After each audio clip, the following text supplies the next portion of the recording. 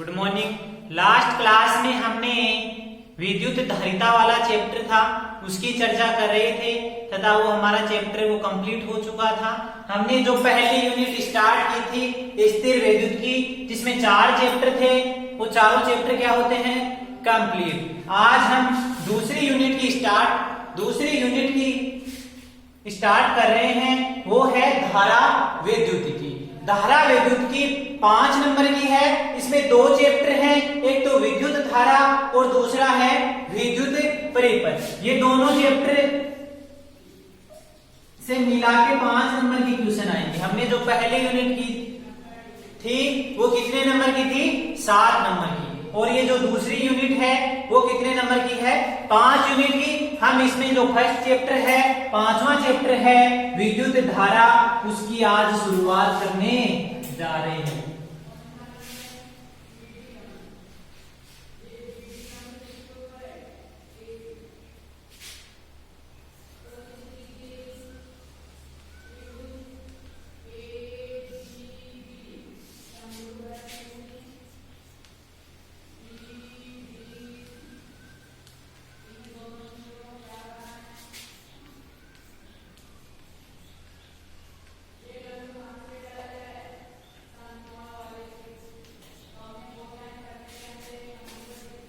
पांचवें चैप्टर का नाम क्या है? विद्युत धारा, इलेक्ट्रिक करंट। इसमें हम देखेंगे विद्युत धारा क्या है, इसका मात्रा क्या है, उसके बाद में धारा घनत्व क्या है, उसके बाद में अपवन वेग क्या है, अपवन वेग धारा में संबंध देखेंगे, उसके बाद में हम शेड देखेंगे, प्रतिरोध देखेंगे। इन चीजों का अध्ययन हम इस चैप्टर में करने वाले हैं। तो इसमें पहले ये विद्युत धारा है, इस विद्युत धारा की परिभाषा लिखो।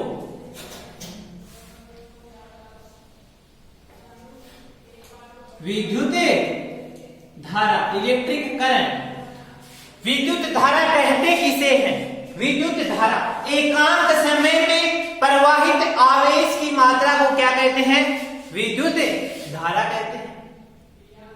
या आवेश प्रवाह की दर को विद्युत धारा कहते हैं।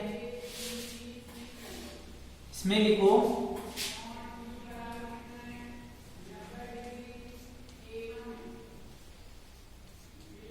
आवेश प्रवाह की दर को विद्युत धारा कहते हैं। या आप इसकी दूसरी परिभाषा भी लिख सकते हो रहे।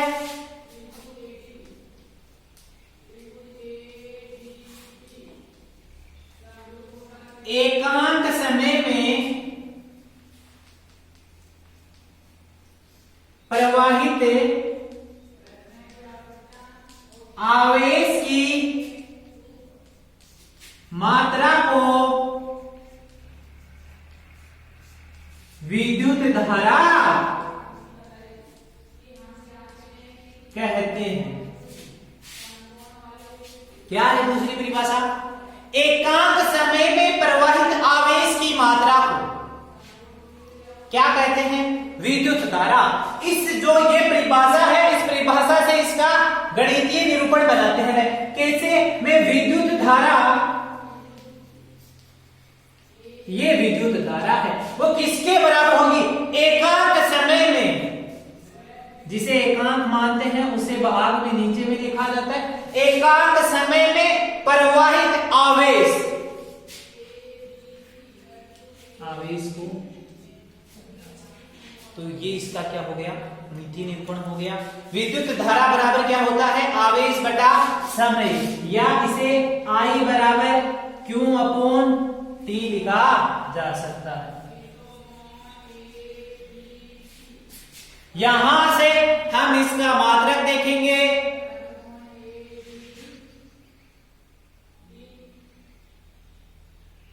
तथा इसकी विमान।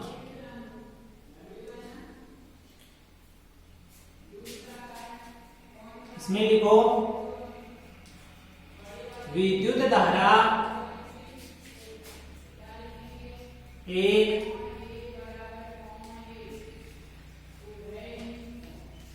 अदिश राशि है, इसकी दिशा नहीं।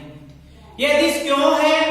क्योंकि ये जो सदिश का नियम होता है उन सदिश के नियमों की पालना नहीं करती। इसकी दिशा तो हम दर्शाते हैं, ये कोई चालक तार है, इस चालक तार में धारा की दिशा को हम इस प्रकार से दर्शाएंगे, लेकिन ये धारा की दिशा दर्शा रहे हैं, फिर भी ये सदिश राशि नहीं है। ये एरो का चिन्ह केवल धारा की दिशा को बताता है। इसका यहां से मात्रक भी लिख लो। मात्रक क्या होगा? मात्रक I बराबर क्या था? Q अपॉन T था, तो यहां से इसका मात्रक क्या हो जाएगा रे? मात्रक क्या हो जाएगा? कूलाम प्रति सेकंड, या जिसे दुनिया किसके नाम से जानती है? एम्पियर के नाम से भी जानती है।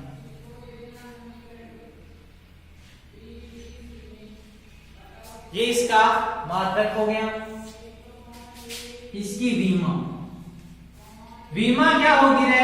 ये एम्पियर है ना, ये जो मूल मात्रक होते हैं उन मूल मात्रकों में से एक मात्रक है रे, तो इसकी विमा क्या होगी रे? M0 L0 T0 A1, ये इसकी विमा हो गई।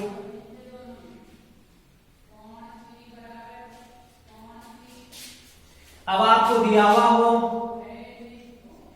1 माइक्रो एम्पियर, तो 1 मिली एम्पियर, तो 1 मिली एम्पियर में कितने एम्पियर होंगे? 10 की पावर माइनस 3। 1 माइक्रो एम्पियर में कितने होंगे? 10 की power minus 6 ampere. 1 nano ampere में कितने होंगे? 10 की power minus 9 ampere. 1 pico ampere में कितने होंगे?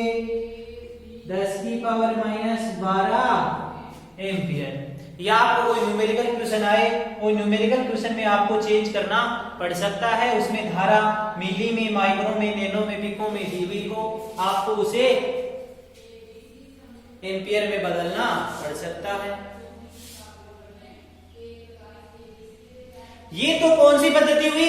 एसआई पद्धति में इसका मात्रक सीजीएस पद्धति में भी होता है। सीजीएस पद्धति में इसका मात्रक क्या होता है? 12।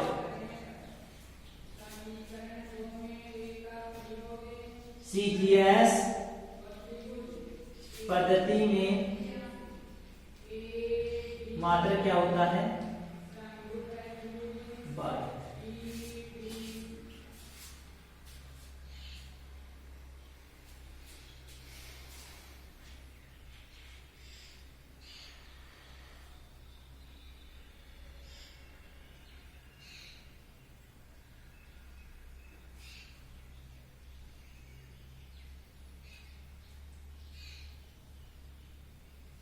इसके बाद में लिखो 1 एम्पियर की परिभाषा। 1 एम्पियर की परिभाषा I बराबर क्या था? Q अपॉन T था। अरे ये I1 कब होगा?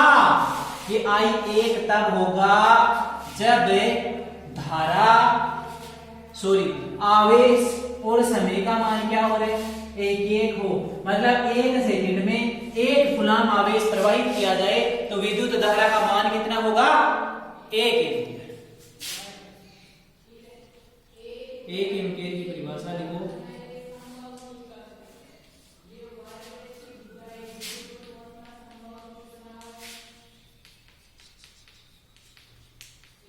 किसी चालक तार में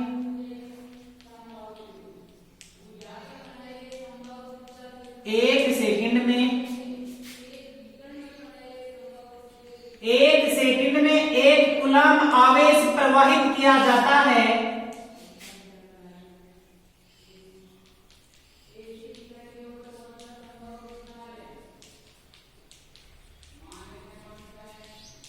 तो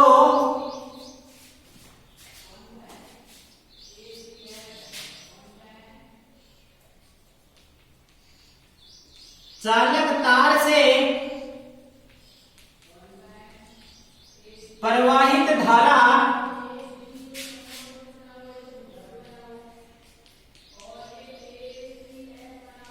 1 एम्पियर। यदि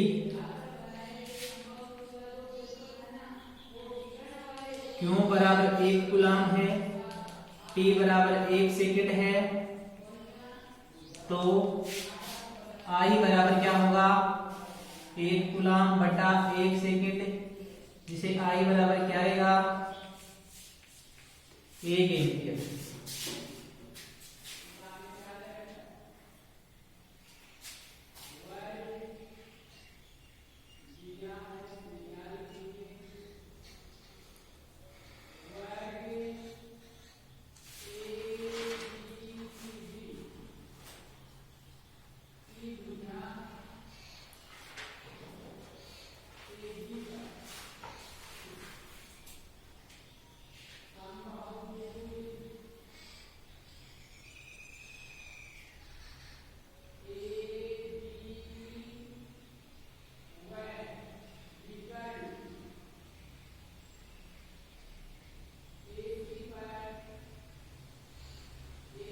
इसके बाद में नोट लगा के लिखना,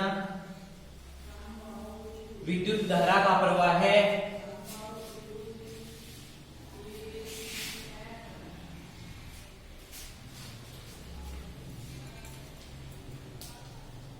नोट लगा के लिखना, पहला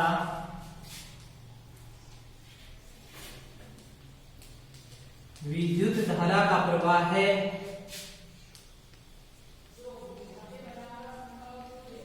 उच्च विभव से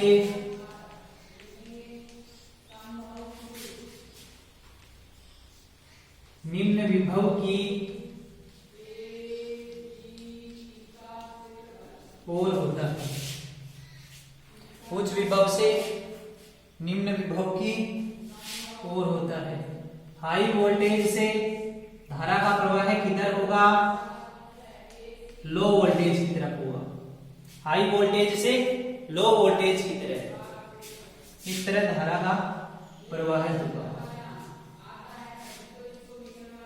दूसरा नोट लगा के लिखना,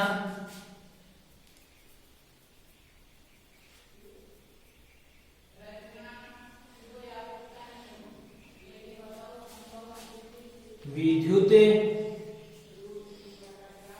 धारा का प्रवाह है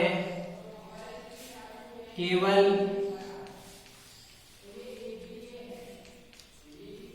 इलेक्ट्रॉनों के कारण ही नहीं होता है। विद्युत धारा का प्रवाह केवल इलेक्ट्रॉनों के कारण ही नहीं होता है।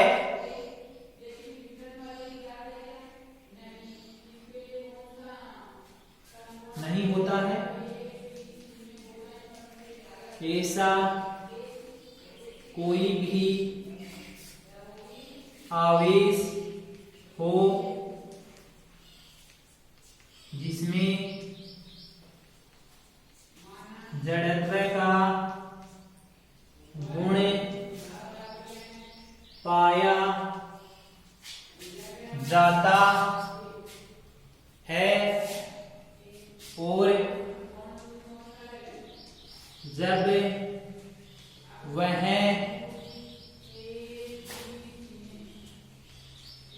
गति करता है तो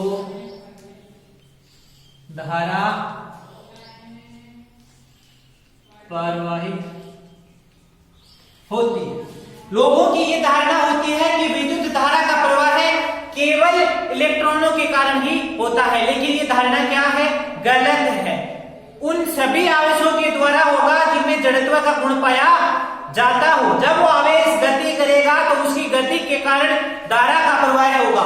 आपने देखा होगा कि चालकों के अंदर धारा का प्रवाह इलेक्ट्रॉन्स के कारण होता है, लेकिन जो अर्धचालक होते हैं उन अर्धचालकों के अंदर धारा का प्रवाह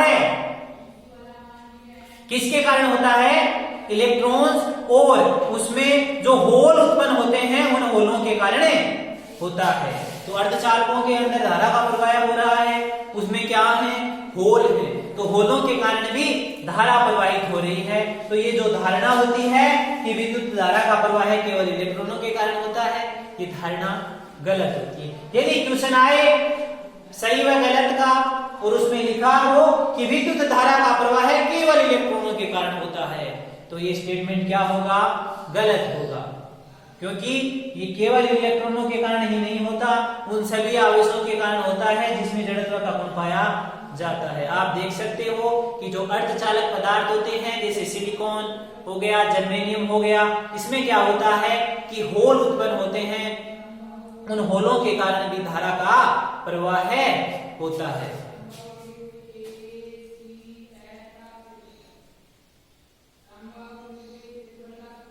ये हुई विद्युत धारा की परिभाषा, इसका मात्रक और इसकी विभव।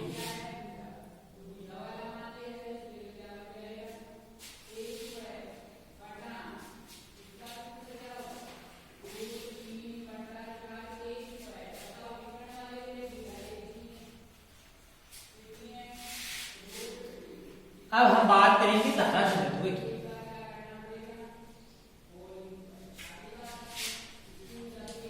धारा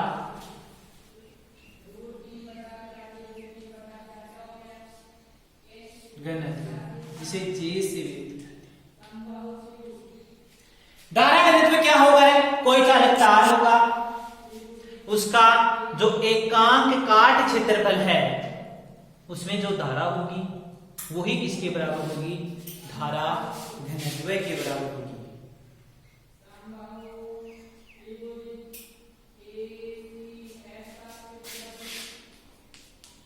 किसी चालक तार के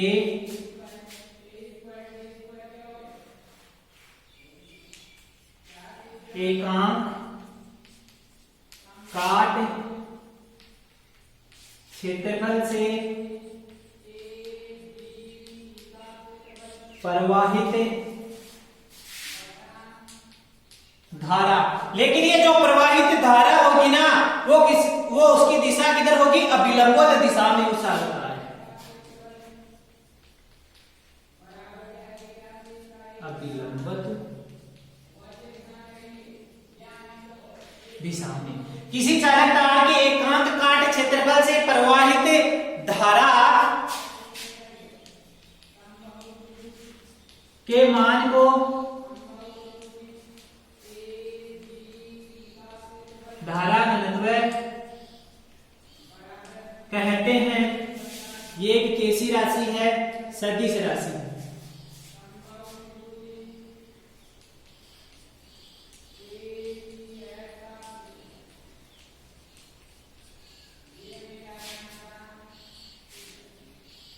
इसे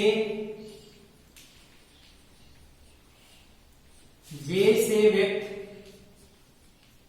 करते हैं, तो जे बराबर क्या होगा रे, धारा घनत्व है। धारा घनत्व बराबर क्या होता है, एकांक काट क्षेत्रफल। धारा घनत्व क्या होगा, एकांक काट क्षेत्रफल से प्रवाहित धारा, मतलब ये धारा है, ये क्या है, क्षेत्रफल। तो धारा घनत्व को जे से व्यक्त करेंगे, धारा को आई से और क्षेत्रफल को ए से।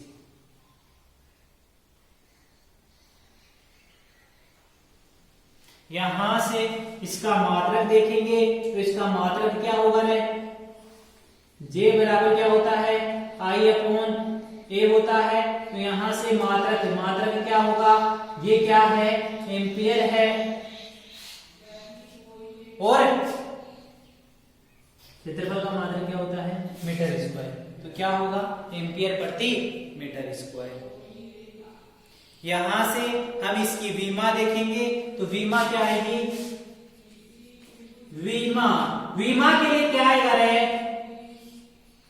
m0 l-2 t0 ये यहां से इसकी विमा आ गई।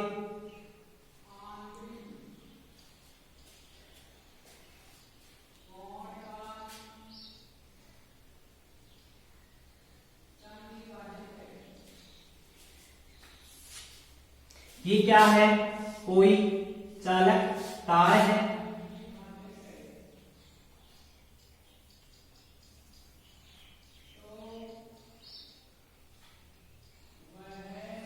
ये किसकी दिशा हो गई? क्षेत्रफल सदिश की दिशा हो गई। ये किसकी दिशा हो गई? धारा की दिशा हो गई।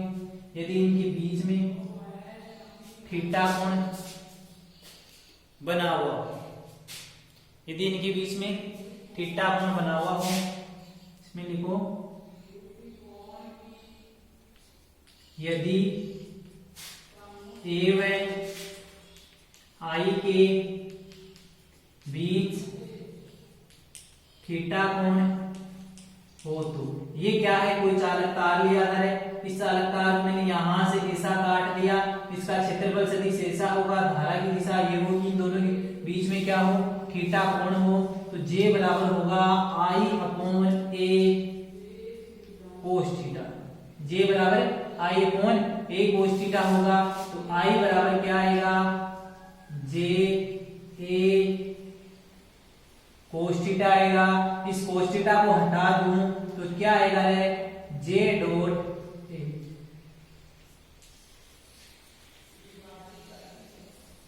जे बराबर आई अपॉन ए कोस थीटा।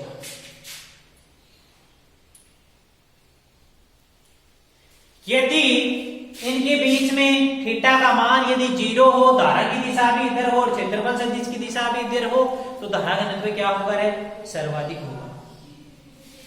इसमें विशेष कंडीशन लगाकर लिखना।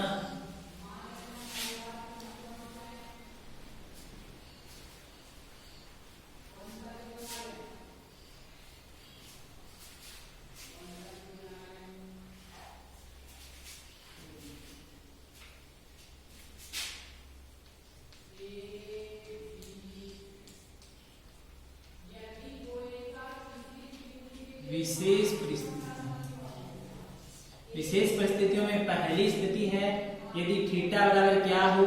0 डिग्री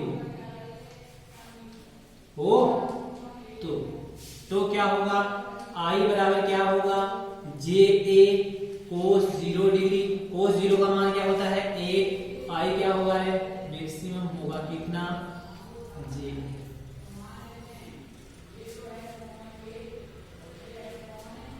और यदि थीटा बराबर क्या हो? 90 डिग्री हो तो आई बराबर क्या होगा? जे ए कोस 90 डिग्री। कोस 90 का मान क्या है? 0। तो ये क्या होगा? आई मिनिमम होगा। कितना होगा? 0। ये इसकी क्या है? विशेष परिस्थितियां हैं।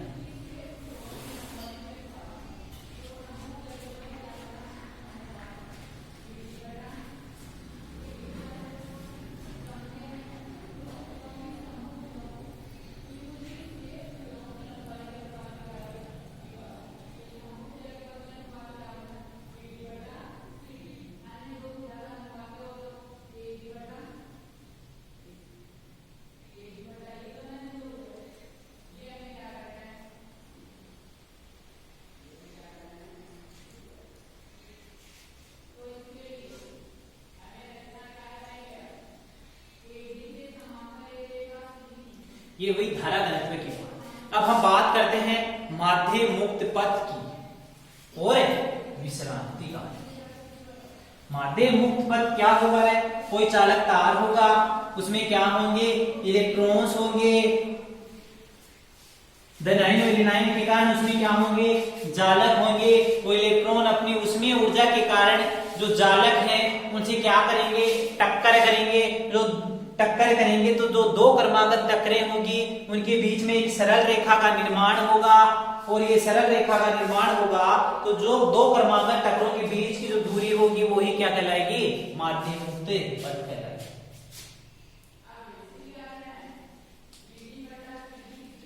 माध्य मुक्त पथ एवं विश्रांति का। और दो टक्करों के बीच में जो समय लगेगा वो क्या कहलाएगा? विश्रांति काल कहलाएगा।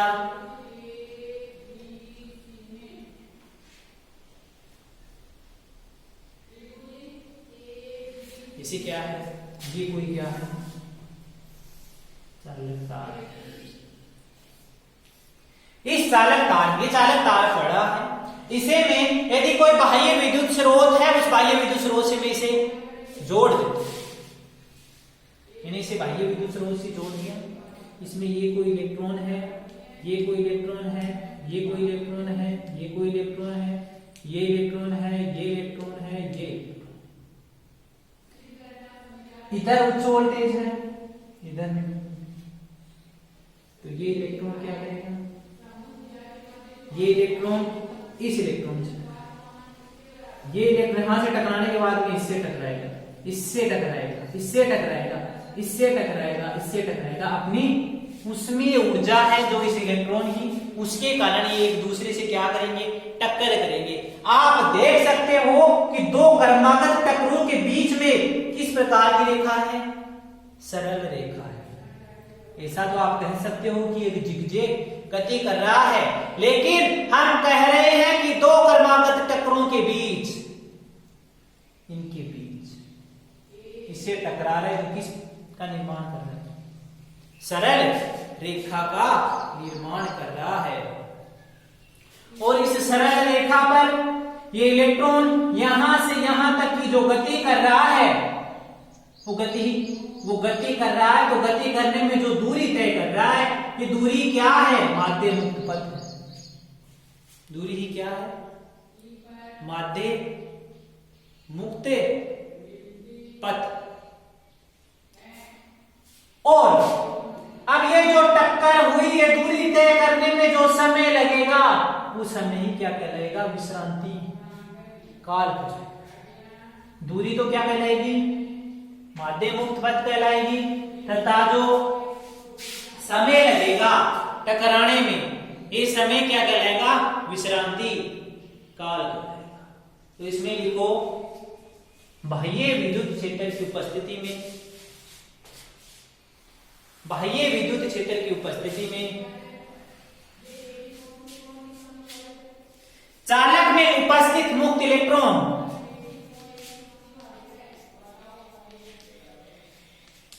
बाह्य विद्युत क्षेत्र की उपस्थिति में चालक में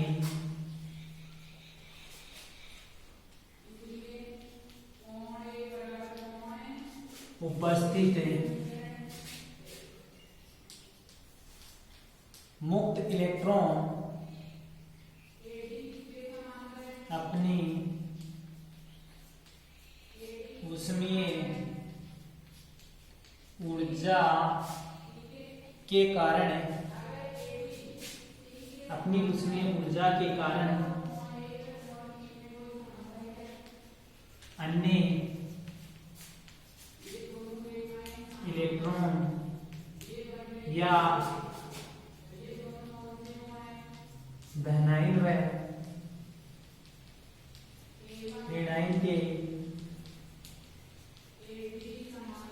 जालकों, चालक में उपस्थित मुक्त इलेक्ट्रॉन अपनी ऊष्मीय ऊर्जा के कारण अन्य इलेक्ट्रॉन या धनायन व जो ऋणायन है, उनकी जालकों से लगातार टकराते रहते हैं।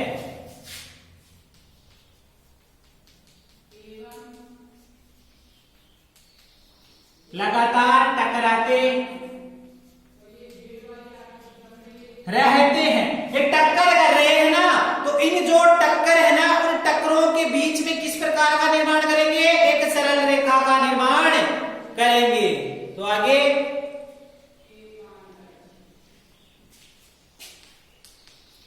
दो क्रमागत टक्करों के मध्य ये मुक्त इलेक्ट्रॉन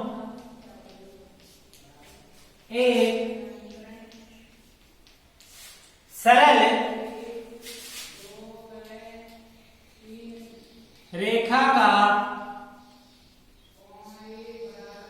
निर्माण करते हैं। दो टक्करों के बीच में एक सरल रेखा का निर्माण करते हैं। इस सरल रेखीय पथ पर मुक्त इलेक्ट्रॉन क्या करेगा, गति करेगा। तो गति करने में जितनी दूरी तय करेगा ना, वो दूरी क्या कहलाएगी, मुक्त पथ कहलाएगी। इस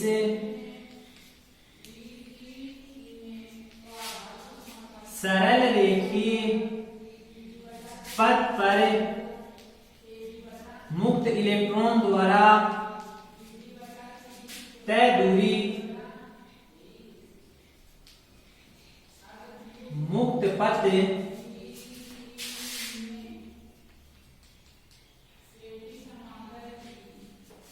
कहलाती है। मुक्त पथ कहलाती है। इस मुक्त पथ के माध्य को या औसत को माध्य मुक्त पथ कहते हैं। ये जो मुक्त पथ है उनके जो माध्य लेंगे, औसत लेंगे, उसे ही क्या कहते हैं? मुक्त पथ कहते हैं। इसे लैम्डा बार से दर्शाते हैं।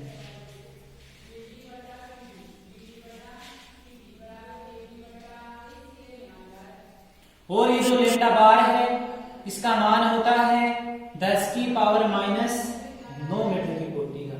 लैम्डा बार का मान मतलब माध्य मुक्त पथ का मान 10 की पावर माइनस 9 मीटर की कोटि का होता है।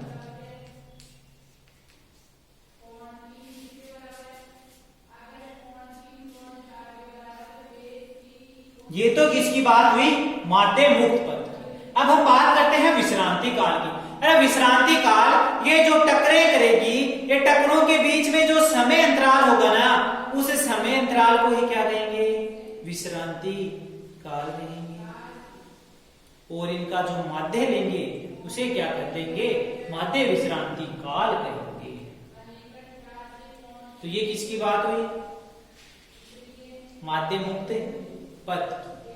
अब हम चर्चा करने वाले हैं विश्रांति काल की।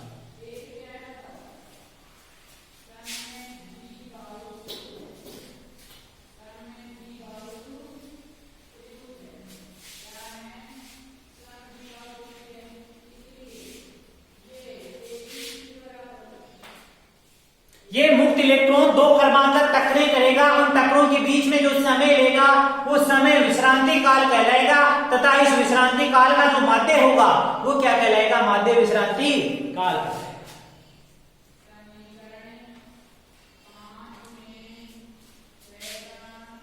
इन मुक्त इलेक्ट्रॉनों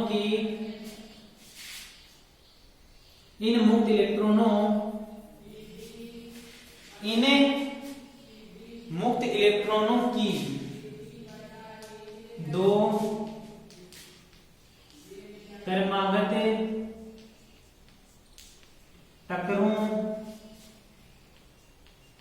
के बीच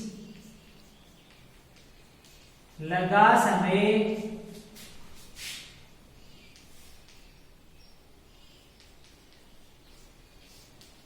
विश्रांति काल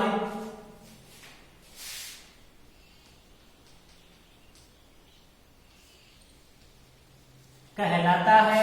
तथा इसका जो औसत है, ये जो विश्रांति काल है ना, इसे हम किससे व्यक्त करते हैं? टो से। इसके कोष्टक में लिखना टो। विश्रांति काल टो कहलाता है। और इस विश्रांति काल का जो माध्य है तथा इसका माध्य या इसके माध्य को माध्य विश्रांति काल टो बार कहते हैं। ये टो बार बराबर होता है किसके?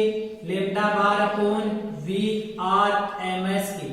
ये इसके बारे में आपने पढ़ लिया, इसके बारे में पढ़ लिया। ये वी आर एम एस आप आगे पढ़ोगे। ये होता है वर्ग माध्य मूल मान। ये जो VRMS होता है ये होता है वर्ग माध्य मूल,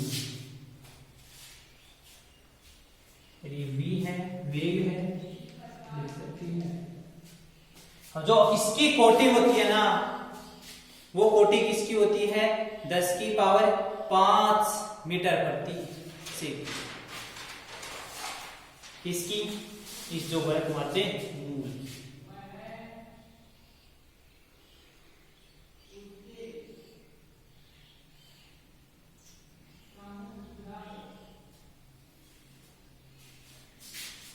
तो आज हमने इस चैप्टर की शुरुआत की।